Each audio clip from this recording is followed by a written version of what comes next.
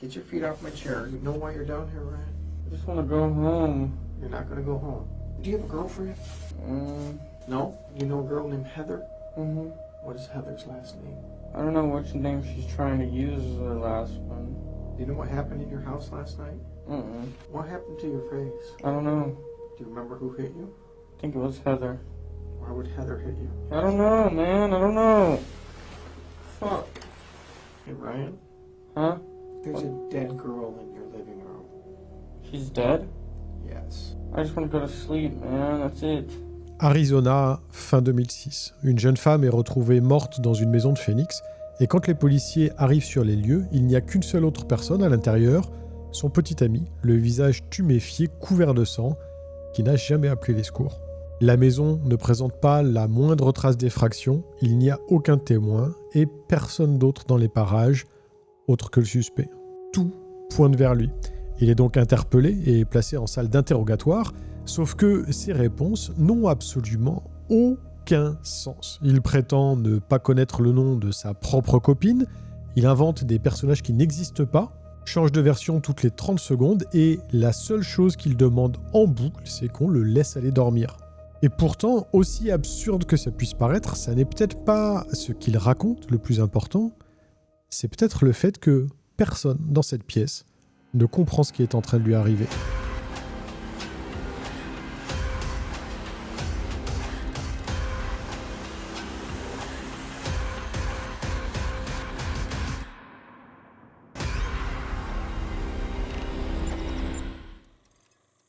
Retrouvez dès aujourd'hui vos épisodes préférés de HVI en format podcast.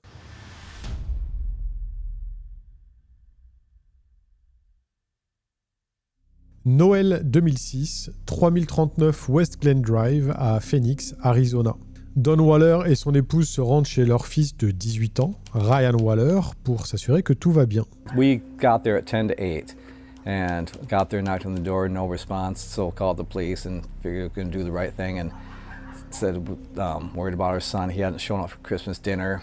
Had tried to call him before dinner, during dinner, and after dinner. I just said something's got to be wrong. So we went to his house and he had the garage door closed, so I wasn't even sure if he was home or not. Une fois en ligne avec le 911, le dispatcher lui dit qu'un officier va le rappeler, mais on est le soir de Noël, la situation ne semble pas très urgente, c'est juste un jeune de 18 ans qui ne répond pas aux appels de ses parents, donc l'intervention n'est pas classée comme prioritaire, et Don n'est rappelé que vers 23h30. Les premiers effectifs arrivent sur place aux alentours de minuit. Comme Don, les policiers frappent à la porte et n'obtiennent aucune réponse, alors un des officiers décide d'éclairer l'intérieur avec une lampe torche. This cop like this with the flashlight looking through the blinds as they're moving. He said, "Oh, this doesn't look good. I can see a body." Malgré tout, les policiers estiment qu'ils ont besoin d'un mandat de perquisition avant de pouvoir entrer. Une décision qui juridiquement est loin d'être évidente parce qu'un cadavre visible à travers une fenêtre, ça constitue normalement une urgence suffisante pour pouvoir entrer sans mandat. Mais cette nuit-là, personne ne prend cette initiative et l'obtention du mandat prend 1 heure supplémentaire. Une fois le mandat signé, les policiers font appel à un serrurier pour ouvrir la porte de la maison sans avoir à la défoncer. Il commence par la porte d'entrée, mais ne parvient pas à l'ouvrir, alors il fait le tour de la maison pour essayer la porte de derrière. Et c'est là que la porte s'ouvre de l'intérieur. Il y a quelqu'un debout derrière cette porte, un homme couvert de sang, l'œil gauche complètement gonflé et noir, qui a l'air de s'être pris une sacrée raclée, mais qui tient sur ses jambes. Cet homme, c'est Ryan Waller. Les policiers le menottent immédiatement. À l'intérieur de la maison, les officiers trouvent le corps sans vie d'une jeune femme, Heather Kwan, 21 ans, la petite amie de Ryan depuis 8 mois. Don Waller, à qui on a demandé de rester derrière le cordon de sécurité à 20 ou 25 mètres de là, voit les policiers sortir quelqu'un de menotté. See them walk out with somebody in handcuffs who looked like my son, but it's nighttime and I could see this person, the side of their face was pretty mangled, and they put him in the back of a police car. Il tente alors de s'approcher pour voir si son fils va bien, mais un officier lui bloque le passage et il lui dit simplement que Ryan a un œil au beurre noir, mais qu'il va bien. Quelques minutes plus tard, les secours arrivent, entrent dans la maison et confirment le décès de Heather. Quant à Ryan, il est debout, il parle, il se déplace et certes, son visage est amoché, mais ça ressemble plus à une bagarre qu'à une urgence médicale. Et surtout, pour tout le monde sur place à ce moment-là, ça n'est pas un patient, c'est un suspect. Donc, les secours repartent. Ryan reste seul, menotté pendant près de 4 heures dans ce véhicule de patrouille jusqu'aux environs de 5 heures du matin, quand le détective Paul Dalton ordonne son transfert au commissariat pour y être interrogé. Ses vêtements tachés de sang sont retirés et mis sous scellé, on lui donne une combinaison blanche, on le photographie et puis on le place dans une salle d'interrogatoire. Laissé seul, Ryan voit une menotte pendante accrochée à la table et il se la passe lui-même au poignet. Il change de position sans arrêt, gémit et répète en boucle qu'il veut dormir, jusqu'à ce que le détective Dalton entre dans la pièce. Pour lui, la situation est limpide. Une femme morte, un homme trouvé vivant à côté d'elle avec le visage amoché et qui n'a jamais appelé les secours, aucune trace d'effraction et personne d'autre dans les environs.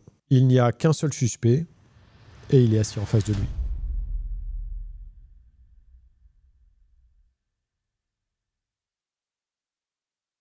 Le détective Dalton commence par les questions de base, celles qu'on pose à n'importe quel suspect pour établir un profil, identité, niveau scolaire, situation personnelle.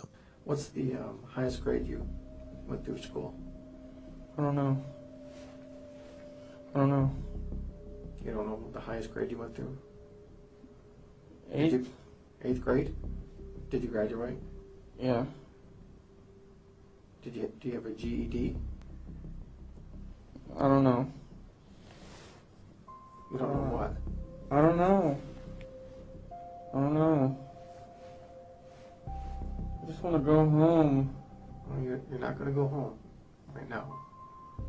What's the highest grade that you completed? B? No. Not grade as in letter grade. I'm asking, did you graduate high school?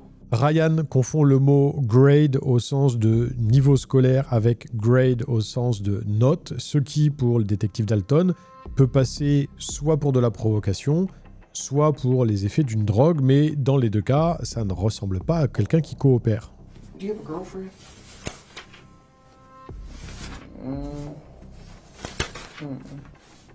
No? You know a girl named Heather? Mm-hmm. You know Heather's last name? Mm-hmm. What is Heather's last name? The one that lives there right now? I guess, I don't know. Her name's Heather. What's her last name?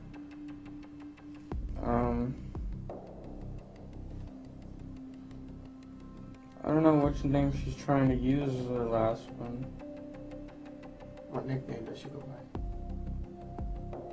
She probably wants the last name, Kyman. Kyman?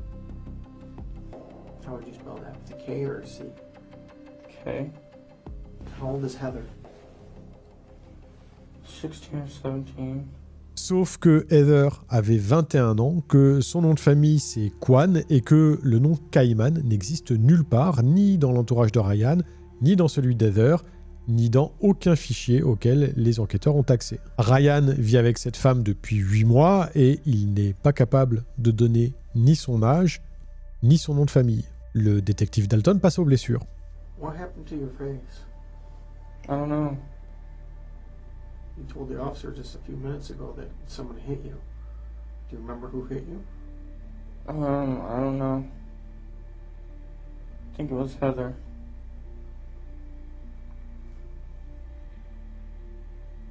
Why would Heather hit you? I don't know. It was an accident. I forgot why.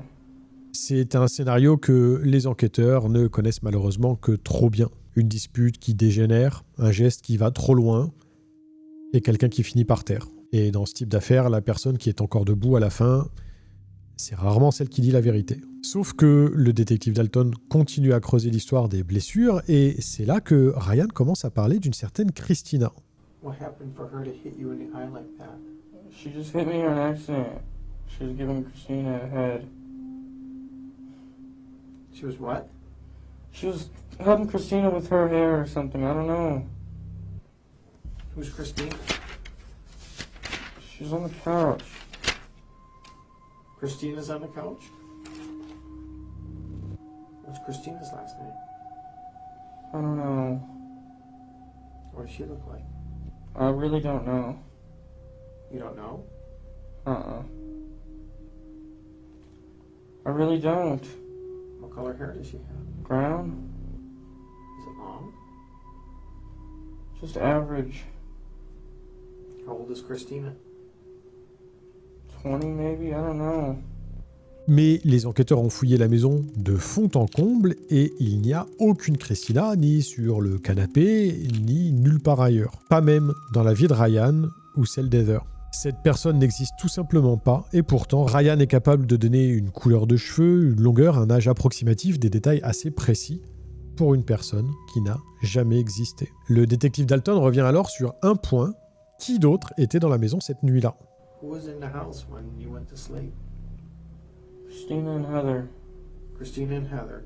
Mm, Okay. And Christina was on the couch? Heather was. Heather was on the couch. You told me Christina was on the couch just a minute ago. I don't know, man. I really don't. I really don't. You just don't know? I really don't, man. Or you don't want to tell me? I really don't know, man. I really don't. I just want to go and go to sleep, man. Ryan, you're not going to go anywhere. Et puis, Ryan change encore de version sur l'origine de ses blessures. And Heather did this to you. What? Your eye. Uh-uh. Okay, who did that to you? Alicia. Alicia did that to you now. Mm-hmm. I swear. I'm not even lying, I swear. Okay.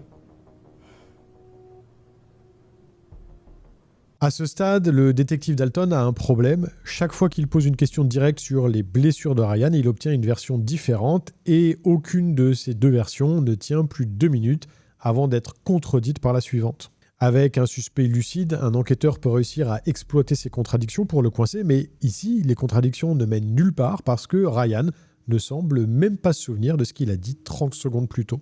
Donc l'enquêteur change de stratégie. Au lieu de tourner autour du pot, il décide de confronter Ryan avec le seul fait incontestable de cette affaire. Hey, Ryan, Huh? Huh? there's a dead girl in your living room. She's dead? Yes. Heather? I don't know. I want to know what happened in your house last night. The girl on the couch is dead? I don't know if she's on the couch, she's dead. Un menteur, à ce moment-là, il minimise. Il essaye de reprendre le contrôle sur la conversation, un petit peu comme Russell Williams qu'on a vu la semaine dernière. Quelqu'un qui plane ne réagit juste pas, il encaisse sans broncher, alors que Ryan, lui, il a l'air de réellement l'apprendre. Il pose des questions, il demande si c'est Heather, si c'est la fille sur le canapé. Ça ne semble pas être une défense, ça semble être de la vraie incompréhension. Et puis, il change encore une fois de version, ajoute de nouveaux personnages et commence à faire une description un petit peu plus détaillée. Well, these people came over. Richie and his dad. With shoot and arrow, bow and darts. You know what I'm talking about? Yeah. They hit me and her with those. That's it. And then what happened?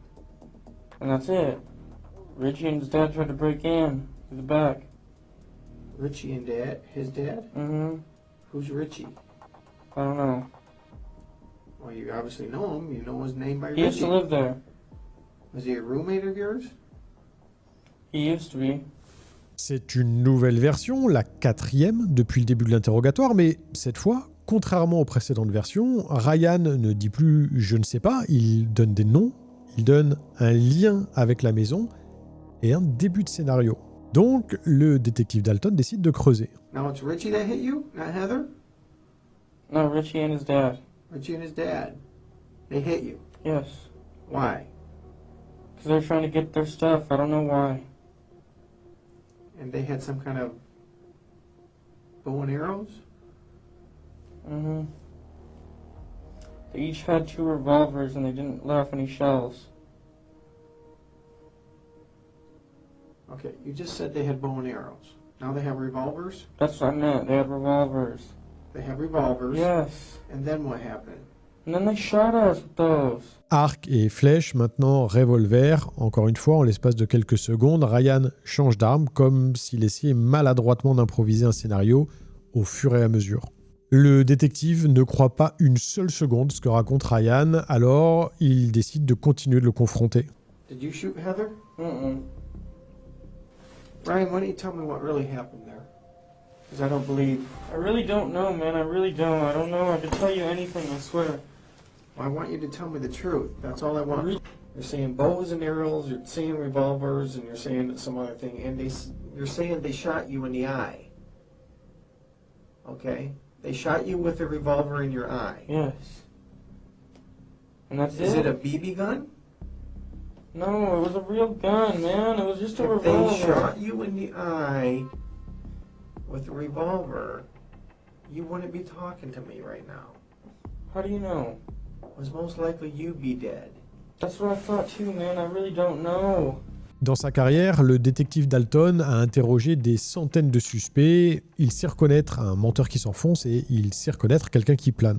Mais là, Ryan ne semble être ni l'un ni l'autre. À vrai dire, il ne rentre dans aucune catégorie. Personne au monde ne répondrait « Ouais, moi aussi je pensais que je serais mort » avec autant de détachement. Alors, il reste une troisième option, une option qui, à ce moment-là, paraît totalement irréelle.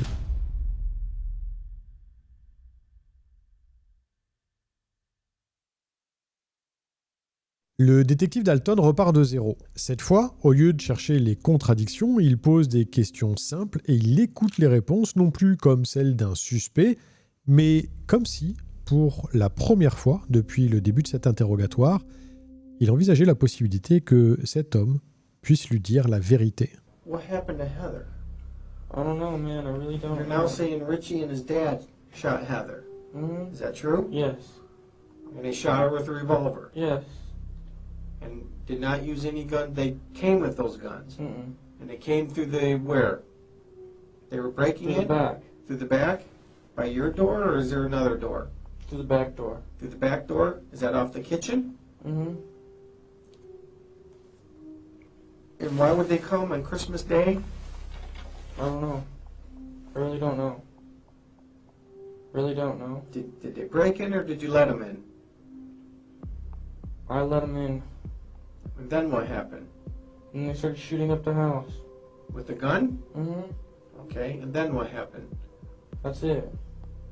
What happened to Heather? Heather got shot Where did she get shot? inside the face once. She got shot inside of the face? Mm-hmm. How close were you to her when she got shot in the face? It was after I got shot, so I didn't even hear anything. So you got shot first, Uh-huh. and what happened? Did you fall to the ground? Yeah, I was trying to get up and shit, and I couldn't. Et pour la première fois depuis le début de cet interrogatoire, Ryan tient une version. Il ne se contredit pas, il n'invente pas de nouveaux personnages, il donne un scénario précis avec un début, un déroulement et des détails concrets. Richie et son père, des revolvers, la porte de derrière, une balle dans le visage de Heather. Ça reste complètement invraisemblable, mais c'est la première fois depuis le début de cet interrogatoire que Ryan raconte la même chose 2 fois. Même si Ryan semble mélanger les gens parce qu'il prétend que Richie et son père sont le frère et le père de Heather, ce qui est faux. Mais il reste un problème. Si Ryan dit vrai, pourquoi est-ce qu'il n'a jamais appelé les secours ? Her dad shot her. Mm-hmm. All right. And then leaves. Mm-hmm. And what did you do? I tried to go back to sleep. After you've been shot Mm-hmm. in the eye, Mm-hmm. you didn't know enough to call 911. Mm-mm. Why didn't you call 911? Because I was just trying to go to sleep. That's it. You just saw Richie's and his dad shoot your girlfriend, and you just felt like you needed to go to sleep? Something like that. I don't know, man. I really don't. À ce moment-là, quelque chose change. Le détective Dalton s'arrête de poser des questions et, pour la première fois depuis 6 heures, il fait ce que personne n'avait encore pensé à faire. Il se rapproche de Ryan et il l'examine. Let me see your nose. Put your legs down. Put your legs down. Bring your face closer. Oh, my head hurts. Okay. Yeah, be right. Quand il revient dans la salle, son ton n'a plus rien à voir avec ce qu'on a entendu jusque-là. Ryan, Yes. I got the fire department coming to take a look at it. They're going to probably take you to the hospital. You taking me to the hospital? Yeah, we're going to take you to the hospital. Why? Well, if you've seen your face and the way you're doing things, just doesn't make sense right now, okay? We're just gonna make sure you're okay. I can't go back to bed, man. Well, that's the problem. If you have some kind of head injury, you shouldn't be sleeping, okay? Well, sit down, sit down, sit down, sit down. There you go. All right. Il ne s'agit maintenant plus d'un interrogatoire, c'est autre chose. Le détective Dalton parle à Ryan comme on parle à quelqu'un qu'on essaye de maintenir éveillé. Et le fait qu'il essaie de le maintenir éveillé en dit plus long que n'importe quelle question qu'il pourrait lui poser. Il continue de lui parler, lui demande plus de détails sur Richie et son père, mais il ne le contredit plus maintenant, il ne le pousse plus, il l'écoute. So who is Richie Richie, and his dad? he used to live there. Repeat up this year. What's his last name? I don't even know. I think I only got shot once in the eyeball. And then you just wanted to go to sleep? Huh? Did you and Heather have a relationship? Not after the shooting, no. No, not after the shooting, before the shooting. Mm-hmm. Yes. Okay. So she was your girlfriend, Kind of, not really. and why did Richie and her dad, why did Richie shoot you and then shoot her? Doesn't make sense. They came in shooting at everybody. I don't know why. I really don't know why. Plusieurs minutes passent. Ryan est toujours dans la salle, la tête posée sur la table. Le détective Dalton attend à l'extérieur et quand les pompiers finissent par arriver, c'est lui qui les intercepte avant qu'ils n'entrent dans la pièce. Hey guys. After you're not gonna believe this one.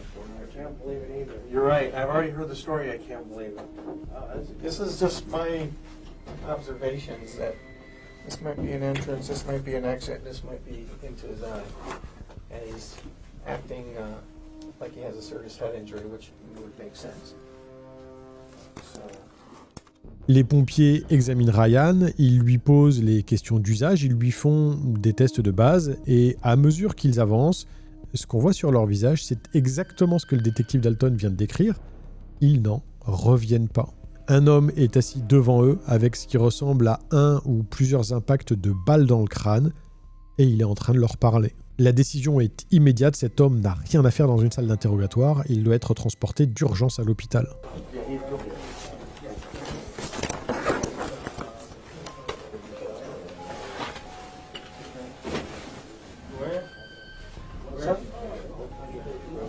Where are we going?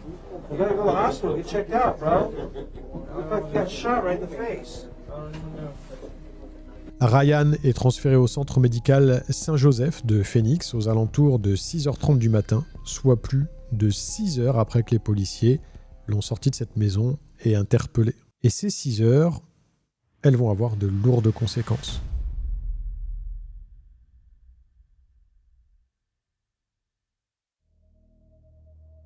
À l'hôpital, les médecins découvrent l'étendue réelle des dégâts. Ryan Waller a 2 balles dans le crâne, des fragments d'os et un éclat de balle sont logés dans son cerveau et son œil gauche est complètement détruit. C'est dans cet état qu'il a ouvert la porte aux policiers, dans cet état qu'il a passé plus de 4 heures menotté dans une voiture de patrouille et qu'il a répondu à chaque question du détective Dalton pendant plus d'1 heure. Chaque réponse incohérente, chaque contradiction, chaque « je sais pas », ça n'était pas des mensonges, c'était un cerveau sévèrement endommagé qui produisait ce qu'il pouvait encore produire. Sauf que les chirurgiens ne peuvent pas l'opérer immédiatement parce qu'une infection s'est déjà installée pendant les heures où Ryan est resté sans soins, ce qui oblige l'équipe médicale à le placer d'abord sous antibiotiques pour stabiliser son état avant toute intervention. I'm sick.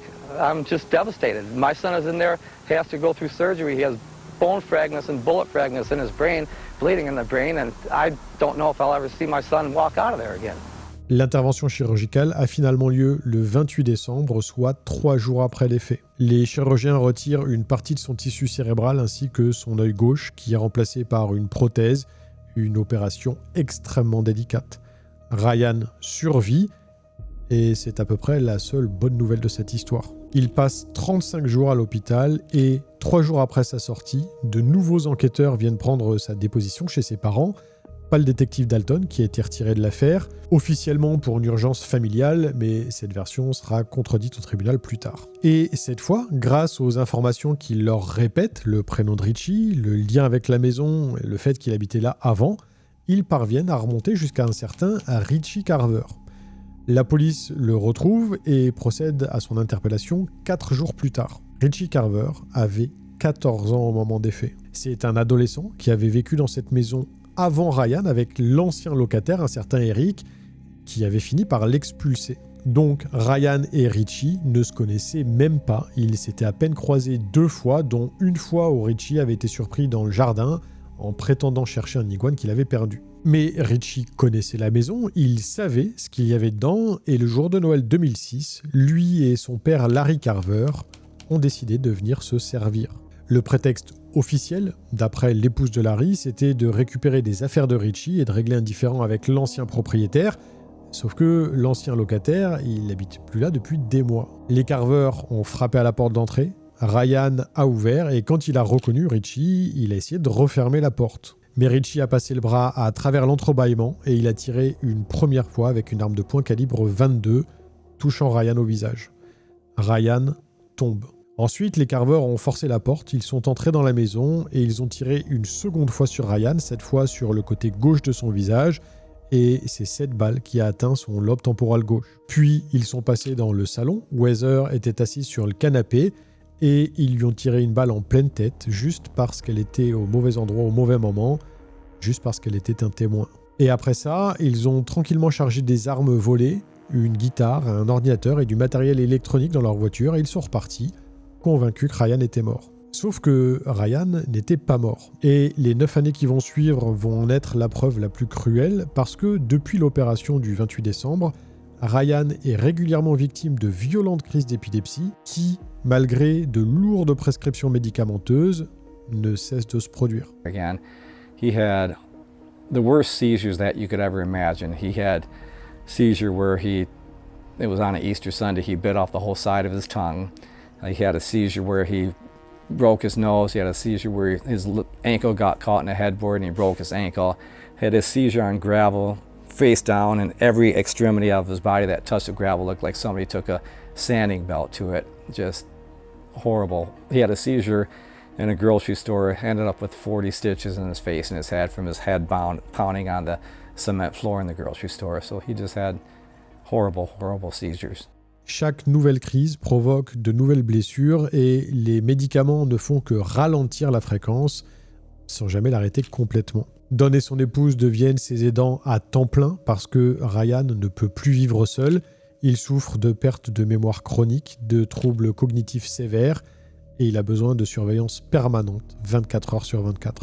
La famille finit par déménager en Floride, à Pensacola, pour prendre un nouveau départ loin de Phoenix. Et puis, le 20 janvier 2016, Ryan fait une nouvelle crise d'épilepsie, mais cette fois, la crise provoque une hémorragie cérébrale qui va se révéler fatale. Ryan Waller perd la vie à 27 ans, 9 ans presque jour pour jour après cette nuit de Noël 2006, où 2 hommes ont frappé à sa porte. Quant aux 2 hommes qui ont frappé à cette porte, la justice va finir par les rattraper, mais pas sans difficulté. 7 ou 8 jours après la nouvelle déposition de Ryan, les enquêteurs se présentent chez Richie pour l'interpeller. Et quelques jours plus tard, c'est sa propre mère, Cheryl Carver, qui se présente aux enquêteurs et qui dénonce aussi son mari Larry, en leur disant que Richie n'est pas le seul impliqué. D'après ce qu'elle dit, Larry est rentré ce soir-là en disant « J'ai merdé, je viens de tuer 2 personnes, il faut que je me tire d'ici ». Larry Carver, qui a effectivement pris la fuite vers la Californie après avoir dit ça, est retrouvé et arrêté à son tour. Richie Carver est condamné en juin 2008 à la perpétuité incompressible assortie d'une peine complémentaire de 11 ans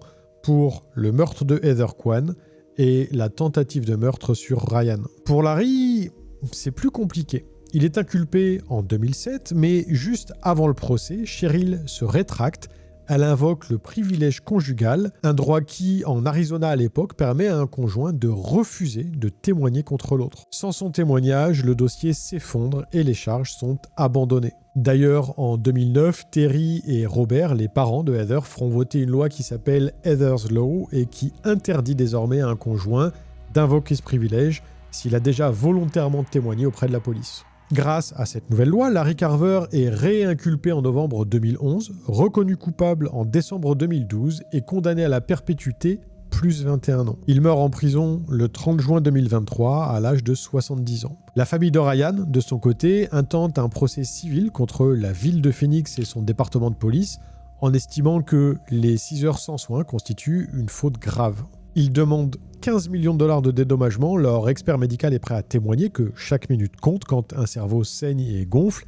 Mais après 4 ans de préparation, tout juste 3 semaines avant l'ouverture du procès, l'affaire est rejetée par le juge sur la base d'un expert mandaté par la ville qui affirme, lui, que le retard de soins n'a pas aggravé les blessures de Ryan.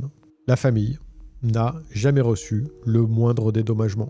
Une enquête interne de la police de Phoenix a évalué sa propre gestion de l'affaire et a fini par conclure qu'aucune faute n'a été commise. Aucun policier n'a jamais été officiellement sanctionné et aucune excuse n'a même jamais été présentée ni à Ryan ni à sa famille. Le détective Dalton a disparu des radars jusqu'au jour du procès. Day of the trial, he walks up and we're in the very front row, of course, and from me to the camera is there where Ritzy's sitting with nothing but a 30-inch pony wall between us. But I'm in the first seat here, Ryan's right here, and then Heather's mom, Terry, is right there in the third seat. The detective comes by, walks in front of me, stands in front of Ryan, reaches over and says, "Good morning, Terry. How are you doing this morning?" Shakes her hand, talks to her, doesn't acknowledge Ryan, doesn't acknowledge me, and then walks off. Never said another word at all. Never. Not like, "Hey, buddy, how you doing? You doing all right?" Or, "Hey, I feel bad, I dropped the ball." Nothing. Never even acknowledged us. Just walked by us. Alors, peut-on vraiment reprocher au détective Dalton de ne pas avoir compris ce qui se passait ? Honnêtement, je sais pas. Parce que si on se replace dans cette salle d'interrogatoire avec un homme couvert de sang, retrouvé juste à côté d'un cadavre, qui prétend ne pas savoir le nom de sa propre copine et qui change de version toutes les 30 secondes, la conclusion semble assez logique, évidente. Ce que je sais en revanche, c'est qu'entre le moment où les policiers ont sorti Ryan de cette maison et le moment où quelqu'un a enfin pensé à le faire examiner médicalement, même s'il était le suspect d'un meurtre, il s'est écoulé 6 heures.